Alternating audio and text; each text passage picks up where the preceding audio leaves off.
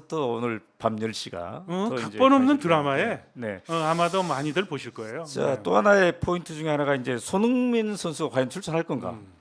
이제 부상이잖아요, 지금. 어떻게 보십니까? 전망을? 자, 재밌는 얘기로 비유할게요. 네.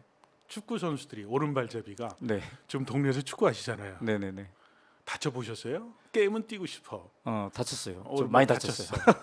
근데 네. 감독 앞에서 찔뚝거리고 뭐 그러면 게임을 못 뛰잖아요. 그죠? 그죠, 그죠. 근데 뛰고 싶어. 아, 근데 이제 손흥민은 네. 그런 욕심도 있지만 국민적인 또 여러 같은 성원과 또 기대 심리가 높잖아요. 네. 그럼 마스크를 끼고 나오든가 마스크를 벗더라도 나오면 네.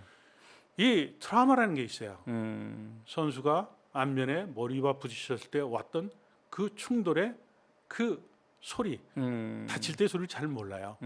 축구 선수는 뛰다가 햄스트링이라고 그러잖아요. 네, 네, 네. 그게 끊어지는 소리가 나요. 두둑. 두둑. 네. 다른 사람 못 듣는데 자기한테는 엄청 큰 소리가 나요. 네, 네, 네. 그렇지 않으면 아킬레스건이 끊어지는 부상을 당할 때는 누가 와가지고 몽둥이나 칼로 그냥 빵 때린 거. 때린 것 같아요. 그리고 꼼짝을 못하죠. 음. 근데 재밌는 것은 발목을 다쳐가지고 게임을 이제 들어가잖아요.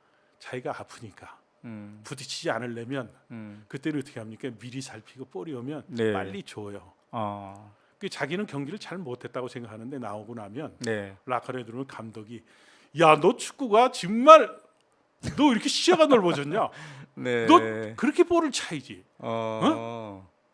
자, 손흥민 선수는 두 가지를 생각해야 됩니다. 네.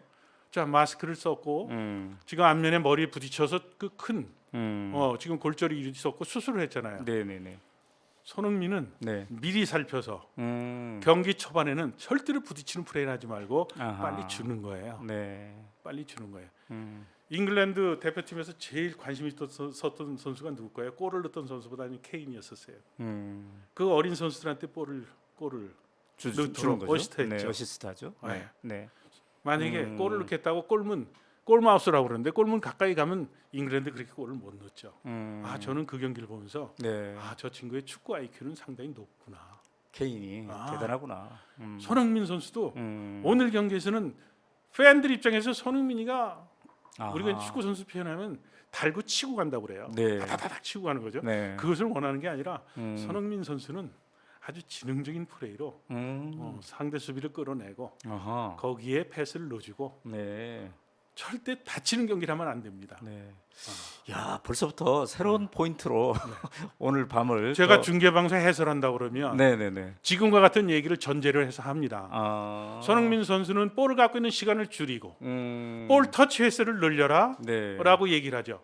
자, 45분간 경기를 하는 동안 손흥민 선수 볼 터치 유심히 보시죠. 네. 그동안 손흥민 선수가 부상 당하기 전에 90분간 했던 경기의 볼 터치 횟수와 하프타임으로 나눴을 때 볼 터치 횟수 그리고 지금 안면 부상을 당한 상태에서 마스크를 쓰고 경기를 할 때 볼 네. 터치를 몇 번을 했느냐, 이것이 경기력에 어떤 영향을 끼치느냐, 이것이 어떤 경기 흐름으로 가느냐, 네. 그 시점에서 이것을 해설을 합니다. 그럼 시청자들은 이제 입체적으로 자기도 감독이 된 것처럼 네, 그렇군요.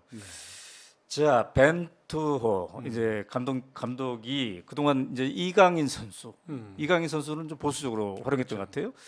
어떻습니까? 이번 월드컵에서는 어떨 것 같습니까? 제가 만약에 축구협회 기술위원으로 네, 저도 네. 기술위원을 했었으니까 네, 네. 있었다 그러면 네.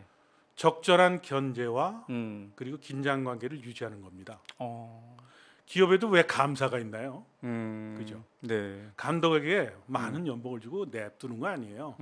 축구 대표팀을 운영할 때 네. 제가 과거에 축구협회에서 행정을 하고 기술위원으로 활동할 때 항상 했던 네, 얘기가 네. 있습니다. 3분법 이론이에요. 노장으로 너무 구성이 많이 되면 게임을 뛰지 못하는 선수는 트러블 메이커가 될 수 있어요. 그러겠네요. 그렇죠. 네. 3분법을 해서 경기에 나갈 시간이 적더라도 3분의 1은 미래를 위해서 한국 축구를 해서 투자를 해야죠. 이강인은 당연히 뽑아서 평가전에서도 뛸 수 있도록 해야 되고 네. 그것은 이번 월드컵 가서 활약하는 것도 물론 중요합니다만 4년을 봐야죠. 그건 미래에 대한 투자입니다. 네. 그런 부분에 대한 것이 아쉬움이 있었던 거죠. 그러니까 이강인 선수는 지금 세계에서 주목하고 있는 가장 네. 어린 선수 중에 한 선수 아닙니까? 자, 잉글랜드의 10대 선수가 골을 넣습니다. 네, 네. 스페인이 7골을 코스타리카한테 쏟아 넣었어요. 네. 근데 거기서 골을 터뜨렸던 선수는 다 10대 선수들이 지금 주목을 네. 받고 있어요. 최연소 18살. 그렇죠. 18살, 뭐 가비, 18살, 네, 네. 가비 뭐 해서 네. 그 지금 독일도 보면 음. 과거와는 전혀 다른 팀 칼라예요. 그렇죠. 흑인 선수도 있고. 네, 네, 네. 과거에 독일은 네. 순혈주의를 주장했었던 적이었는데 뭐 물론 벌써 꽤 오래전부터 네. 국적을 이중 국적을 갖고 있거나 그렇지만 독일 국적을 가지고 있는 선수는 문호를 개방을 했죠. 네. 세계는 이제 국경에 대한 것이 허물어지는 그 축구를 통해서 이제 그 신호탄이었거든요. 그렇군요. 독일도 지금 키 작은 선수들이 독일 그러면 독일 전차 힘이 있고 뭐 우람한 발락 같은 선수들인데 거기도 미드필더들이 보면 조그만 선수들이 뛰고 있어요. 네, 네, 네. 세계 축구의 트렌드는 변하는 겁니다. 세계 축구의 트렌드는 전 세계 경제 사회 거기에 주는 메시지가 있어요. 네. 이제는 타겟형 스트라이커 큰 선수 공룡은 왜 죽었을까요? 공룡은 기후의 변화와 네. 거기 적응 못해서 공룡은 멸망했던 거예요. 아하. 세계 축구도 이제는 타겟형 스트라이커가 무너지고 있고 그리고 산소가 부족한 사막성 기후에서 살아남기 위해서는 어떻게 해야 될까요? 작지만 기동력이 좋은 선수들이 각광을 받는 거예요. 자, 오늘 경기 때 한번 보세요. 한국 선수들이 얼마만큼 기동력이 있는가? 카타르에서 경기는 체력적인 축구에서 얘기하는 것은 스피드, 순발력, 민첩성 그리고 90분간 뛰는 전신지구력이 필요한데 네, 네. 다른 데서 유럽에서 뛸 때보다 스피드나 순발력이나 민첩성보다도 전신지구력이 중요합니다. 네. 자, 후반전에 아르헨티나나 경기력이 어떻게 됐을까요? 메시는 드리블하다 뺏긴 빈도가 많았어요. 그렇죠. 그러면 메시가 나이 먹어서 라스트 댄스를 하러 갔기 때문에 그렇다? 아닙니다. 거기 사막성 기후였기 때문에 그래요. 그런 여러 가지의 카타르의 환경을 봤을 때 이강인은 장점이 많다. 이강인은 기회를 줘야 됩니다. 자, 지금 오마이뉴스 대표 맡고 계시잖아요. 네, 네, 네. 오너가 네. 회사를 운영하는 회사는 네. 회사의 먹거리를 위해서 R&D라고 그러죠. 개발 네, 비용에 네, 투자를 네. 합니다. 네. 그리고 광고도 해요. 네. 내 회사니까. 네. 근데 책임 경영제를 한다고 그래요. 사장을 외부에서 영입을 해요. 네. 그럼 사장은 실적만 생각하면 광고비도 줄이고 네. R&D에도 비용을 쓰질 않으면 네, 네. 단기 연도에 실적 경상이익은 좋아지겠죠.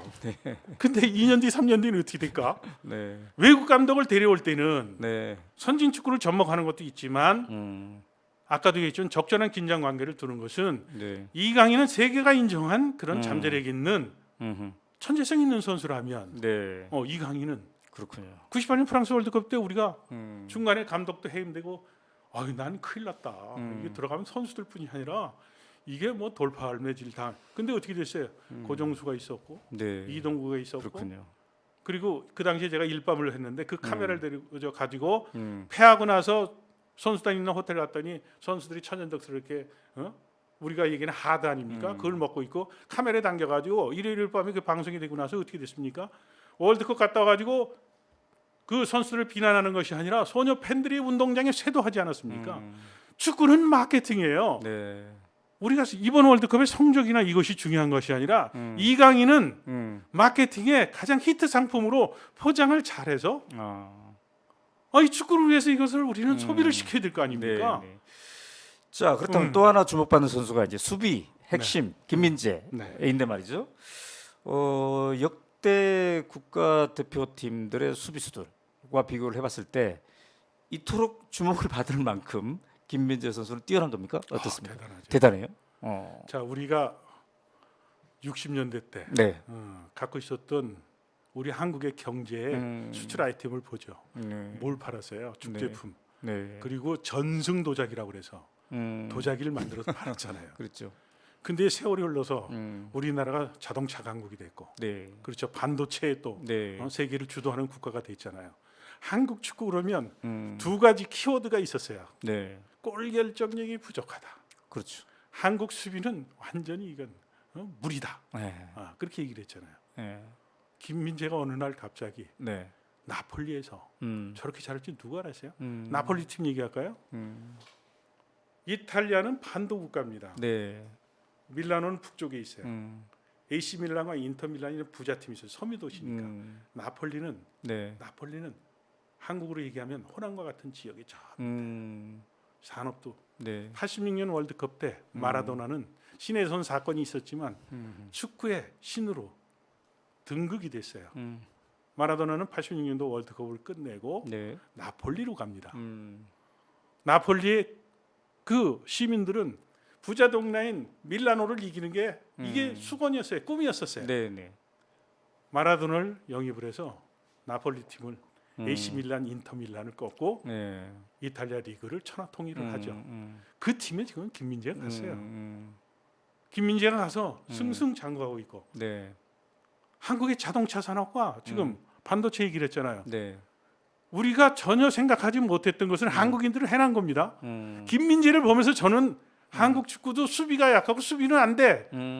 했던 것에 지금 축구를 통해서 우리가 배우는 거예요. 2002 월드컵 끝나고 저는 방송국에서 네. 시청률을 높여줬다고 해서 전 가지고 유럽을 보냈는데 제가 유럽에 가서 차를 렌트를 해서 유럽을 전역을 다니는데 주유를 하기 위해서 주유소 가면 네. 동양인이 오면 그냥 대한민국을 연호를 해요. 네.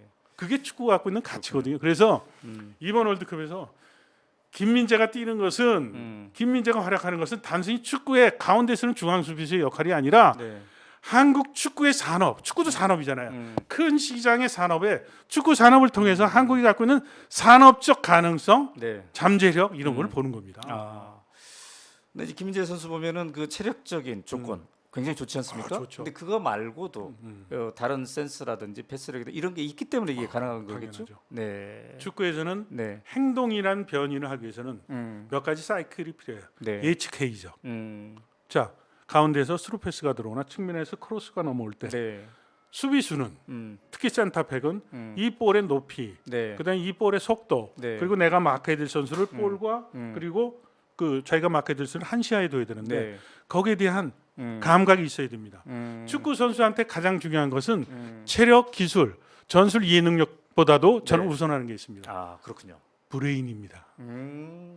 과거에 일본 축구에 대한 일본 축구의 아시아 축구 최초로 네. 멕시코 올림픽에서 동메달을 따게 했던 크라마 감독이 있습니다. 네. 우리나라 올림픽 대표팀 감독을 했었죠. 그 크라마 감독이 했던 얘기였어요. 축구에서는 이니셜을 따서 3B가 중요하다.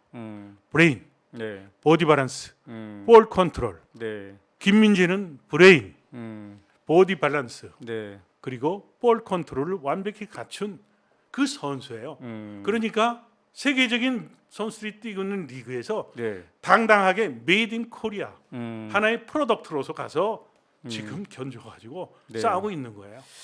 그렇군요.